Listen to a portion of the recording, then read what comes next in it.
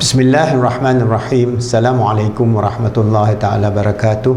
Alhamdulillah Rabbil Alamin. Wassalatu wassalamu ala asyrafil anbiya wal mursalin wa ala alihi wa sahbihi ajma'in. Alhamdulillah, all praise be to Allah subhanahu wa ta'ala, who created us and give us this life and give us the opportunity to do some good. We are continuing our free life coach training program through Post-Islamic Psychology Center and Khalifa Education Foundation. You can go to our website to get registered, and it's so easy for you to become a certified life coach to help the Ummah at the mosque, NGO, and also your professional life as a Islamic motivator, Islamic coaching, Islamic mentoring, Islamic counseling, and get your certification in a way that is useful for your personal and ummatic development.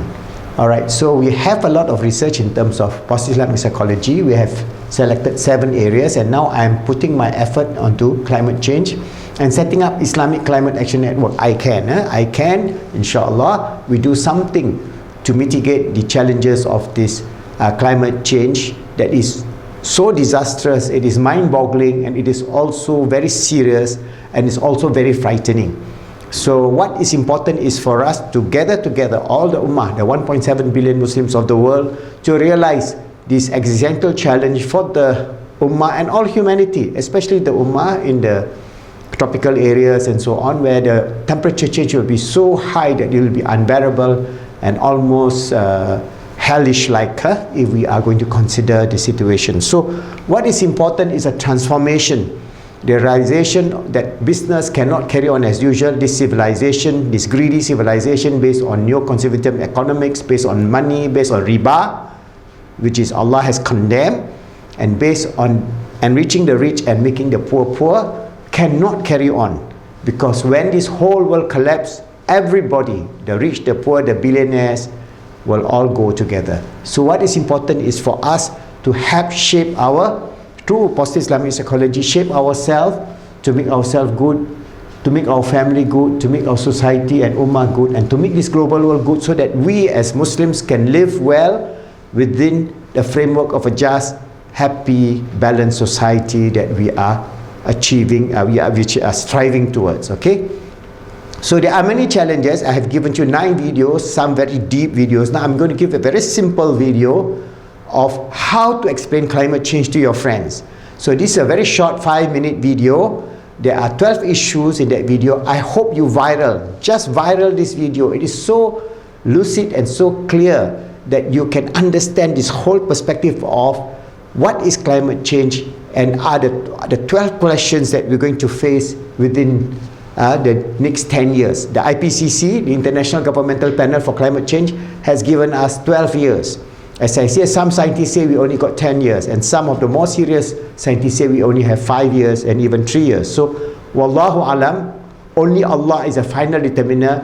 Our job is to strive to make a difference, to make it positively impact for a better world, for ourselves, our children, our great-grandchildren, our grandchildren, great-grandchildren, until Yawm al-Akhir. That is our job as a Muslim, as a Caliph of Allah on this earth. So what are the 12 issues within the 5-minute videos? How much is the earth warming up? Is it 1.5 degrees? Is it 2 degrees? Is it 4 degrees? And at 4 degrees, we will all be dead. Alright? So what is, how and why it is happening? Number 2, how much trouble we are in? So this is an issue that people are still debating. We are in very, very, very serious trouble that if we do not do anything, it is not, I'm saying the International Governmental Panel, IPCC, says we have 12 years. 12 years is not just a blink of an eye. If we do not go from carbon-intensive, fossil fuel-based civilization to a carbon-neutral or carbon-negative civilization, we'll all be doomed because the collapse of civilization and the collapse of food production and so on. So what are the optimistic scenarios? So there are some optimistic scenarios that we can depend on, but time is of the essence. Number 4, what are the worst case scenario? So if it is a worst case scenario, then it will result in the destruction of all human society and most probably the extinction of all mammalian life, which means the extinction of human species on this earth. How much will ocean rise? Some say 3 feet, 5 feet, it may even go to 100 plus feet or 200 feet. At that point, there will be no hope anymore. So all these are based on scientific data of modeling as well as the trending. So these two you must know. The future is what we can predict from the past, and the past is based on the modeling that has been developed by more than 25,000 climate scientists all over the world. Are the predictions reliable? Yes, it is very, very reliable, because we have 17 out of 18 years of warming up in the last 17 years, and our CO2, carbon dioxide level, has hit more than 415 parts per million, which never happened within the Earth history for the last 1 million years.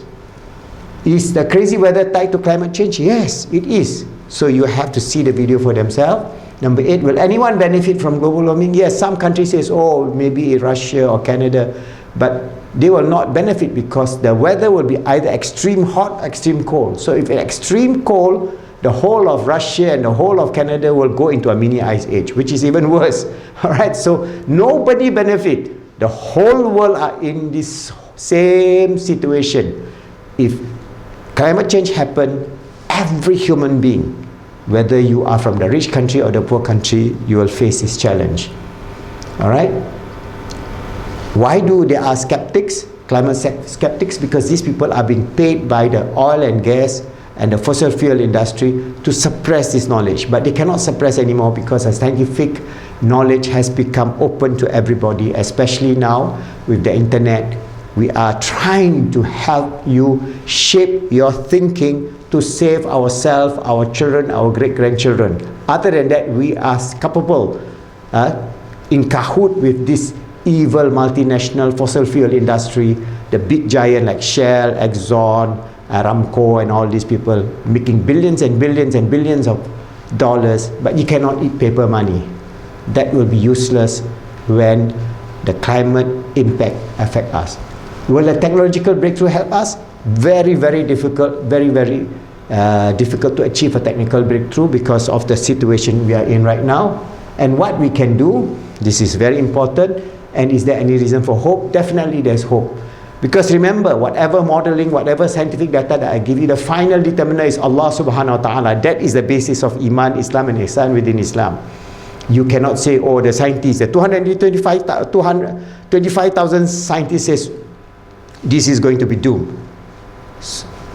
Maybe the fitrah is Allah will allow that to happen, or Allah will not allow it to happen, because, for example, if there is a huge volcanic eruption, there will be a cooling effect for 5 to 10 years.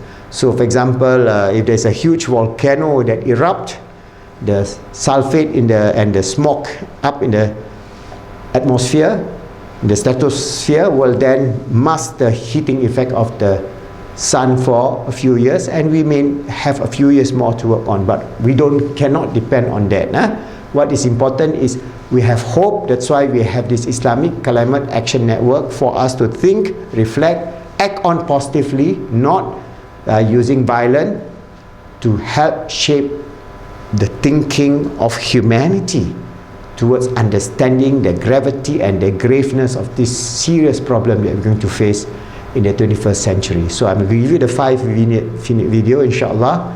Spread it out, viral out to all your friends. Always remember, we are here to serve Allah subhanahu wa ta'ala and be His steward and Khalifa on this earth, striving to make ourselves good, helping others to be good, and making the world good, inshallah. This is a simple explanation of climate change based on an article in the New York Times. The average temperature on the surface of the planet has already increased 1.7 degrees Fahrenheit since 1880, which may not seem like much, but think about it this way. The heat from human emissions is roughly equal to 400,000 Hiroshima atomic bombs exploding across the planet every single day. Future generations are in big trouble, but for now, it'll gradually continue to get warmer and storms will grow more intense, with longer periods of drought in between. But longer term, if emissions continue to rise unchecked, the climate disasters will be so severe they will destabilize entire nations, send millions of refugees across borders, cause widespread extinction of most species on Earth, and melt the polar ice caps, leaving most of the world's coastal cities several feet underwater. All this could take centuries, but something like the sudden collapse of agriculture would trigger immediate chaos in society. Best case is we get our act together and begin to rapidly bring emission levels down. Meanwhile, Earth turns out to be less sensitive to greenhouse gases than we currently believe, plants and animals adapt quickly, and major technological breakthroughs help society limit emissions and adjust to climate change. But these are all the opposite of what we're actually seeing, so the only thing in our control is to limit emissions using all available tools and best behaviors currently at our disposal. Worst case, the collapse of food production causes spiraling prices, and as our capitalist utopia breaks down, billions starve as our world gets violent and messy real quick, kind of like a zombie apocalypse, but with extreme hunger spreading chaos instead, so yeah, still just like a zombie apocalypse. This would be coupled with the melting of the Antarctic ice sheet, leading to rapidly rising seas that would force us to abandon many of our greatest cities and all of the social and scientific progress that we were making within them. Adding insult to injury is the fact that many of the emissions were emitted while building these now abandoned underwater metropolises. If emissions continue unchecked, we're looking at a total rise of between 80 to 160 feet, which would occur if all the ice in the poles melted. So the oceans will rise. The real question is how fast. Scientists only have Earth's history to base their predictions on, which suggests that the rate has occasionally hit 1 foot per decade, so we'll have to adapt to an altered coastline sooner or later, but probably much sooner than later, because computer forecasts only give us a range of future possibilities. The most important evidence comes from the study of past climate conditions, which clearly show that every time the amount of carbon dioxide in the air rises, the Earth warms up, ice melts, and the ocean rises. What's important to remember here is that we are in uncharted territory. Humans are pumping carbon dioxide into the air far faster than nature ever has before us. Scientists have been publishing strong evidence that warming is making drought and heat waves more frequent, causing heavier rainstorms and more severe coastal flooding. But while the internet has made us all more aware of weather disasters in distant countries, it's hard to prove these are all directly made worse by climate change. Canada and Russia both have vast frozen lands and could see some economic benefits from a warmer climate. Putin and the Russians, and until recently Canada as well, have been reluctant to make ambitious climate commitments, but expect that to change as these countries realize they will be swamped by millions of refugees from less fortunate nations. Libertarians and other political conservatives do not like the policies proposed to fight climate change, and have chosen to try and block them by actively undermining the science. This effort has been funded by the oil and coal industry, who favor making money above all else. As more resources are devoted to solving the problem, our chances at big technological breakthroughs are improving, but we still should be spending about 3 times as much money as we currently are on these efforts, according to several in-depth reports. You can reduce your carbon footprint by doing things like plugging leaks in your home insulation, installing a smart thermostat, taking public transit, taking less airplane trips, buying an electric car, and putting solar panels on your roof. A big one is eating less meat. But what's really needed is for you to speak up and exercise your rights as a citizen, because strong, collective action through state and national policies is how we'll make the most impact. Considering that we've been ignoring scientists' warnings since the 80s to limit emissions, we're pretty late in the game. But we've finally reached a moment where nearly every country in the world agrees this is a huge problem and seem ready to commit to taking at least some kind of action. Leading corporations will continue to make bold promises to do their part, low-emission technologies will improve, and many states and cities will go much further than any goals set by their national governments. The United States, the world's biggest economy, is finally starting to move aggressively, and China, the world's largest emitter, is beginning to recognize that it needs to do the same, as many of its megacities will be underwater if the seas rise too high. But it's up to us, the ordinary citizens, to continue demanding our political leaders tackle climate change, the hardest problem that humanity has ever faced. So like and share this video to help it spread. A special thanks to Justin Gillis of the New York Times for putting together the original article, which is linked in the more info section below. Until next time, thanks for watching TDC. I'm Bryce Plank.